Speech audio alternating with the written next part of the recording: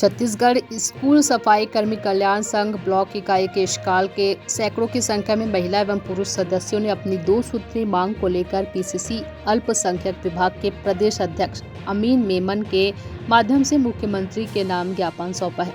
इस संबंध में अल्पसंख्यक विभाग के प्रदेश अध्यक्ष अमीन मेनन ने बताया कि रसोइया संघ के द्वारा मानदेय बढ़ाने की मांग से संबंधित ज्ञापन मुझे दिया गया है, जिसे मेरे द्वारा मुख्यमंत्री तक पहुंचाया जाएगा और हर संभव प्रयास करूंगा कि सीएम साहब की ओर से सफाई कर्मी संघ की मांगों के प्रति सार्थक जवाब मिले। राज्य सरकार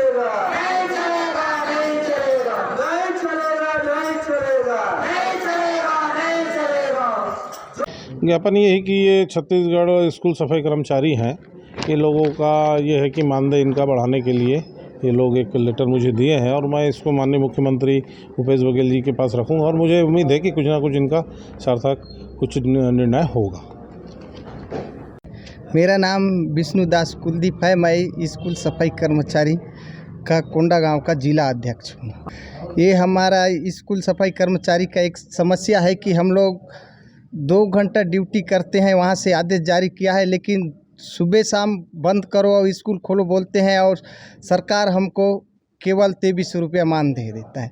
और हमारा दैनिक स्थिति इतना है कि हम लोग स्कूल जाएंगे तो हम 2 घंटा ड्यूटी, तो हम काम करने कहाँ जाएंगे। हमारा ये समस्या है, हमारा परिवार का पालन पोषण करने में हमको तकलीफ़ होता है। इसलिए माननीय मुख्यमंत्री जी से निवेदन है कि हमारा जो मानदेय है उसको बढ़ोतरी कराए और हमारा परिवार में जो समस्या है उसको दूर करें। हम यही मुख्यमंत्री जी से निवेदन करते हैं। केशकाल से रामकुमार भारद्वाज की रिपोर्ट।